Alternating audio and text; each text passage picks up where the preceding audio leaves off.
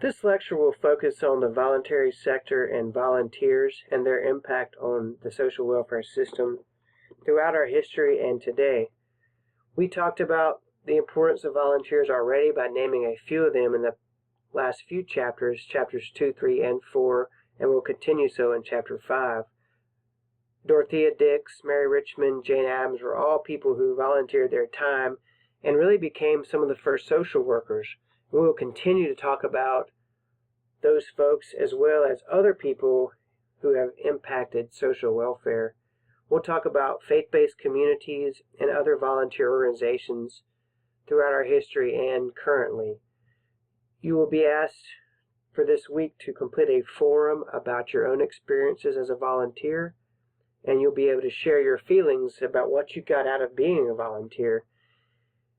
Our social welfare system has been steeped in volunteers throughout our history, and without you and many of those people, there would be millions of others who would not receive a majority of services and assistance that they've needed in order to succeed, and oftentimes even survive. I've posted a PowerPoint that I'll be going through here over the next few minutes related to volunteers and the voluntary sector. When you guys look at each other's responses to volunteering, you'll understand your own impact as well as your fellow classmates on your communities and realize how influential you have been and instrumental you have been in helping to change the lives of people within your communities. The voluntary sector is considered one of the first modern social welfare institutions. We have talked about through the 16, 17, 1800s, those people and other entities that were important in terms of providing their time as volunteers, and a lot of that came out of the faith-based communities and churches. We had mostly volunteers and church-based, faith-based programs providing services up until roughly the 30s when we had the New Deal and the Social Security Act. During this time period after this, it was kind of seen that the government was finally stepping in and helping to secure and provide services to those who were in need, and people volunteering started to die off a little bit. During the 80s, which you'll get into in another chapter, the government really began to take less control of social services and relied more heavily on the voluntary sector and the faith-based sector. The 80s brought about a term known as compassionate conservatism.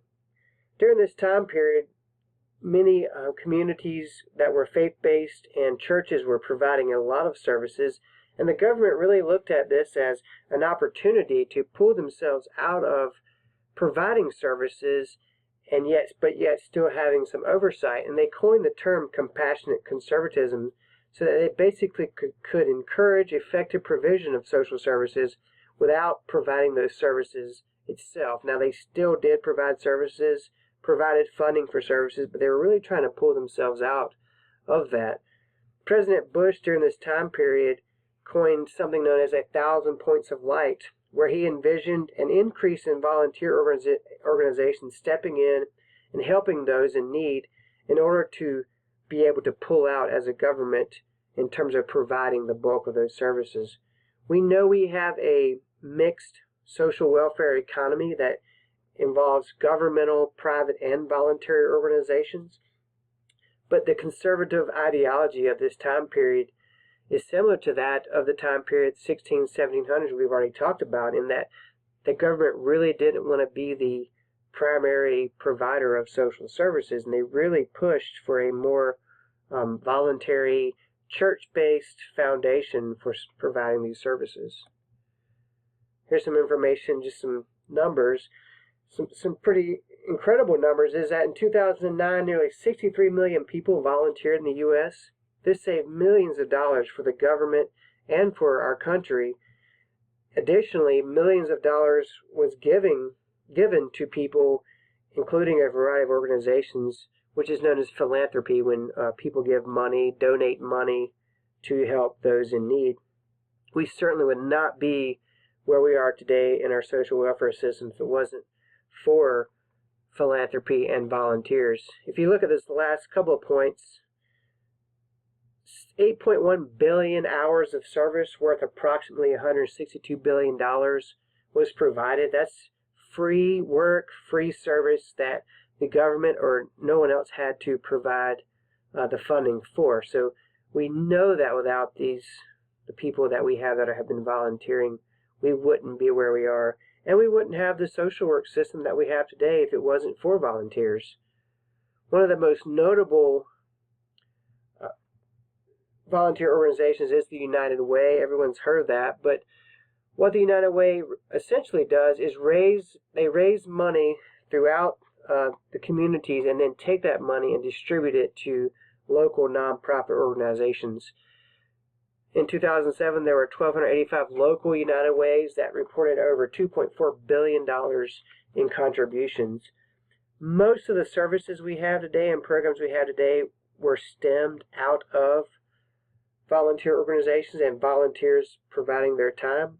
The United Way did the same thing. They have now one of the biggest and most recognized organizations.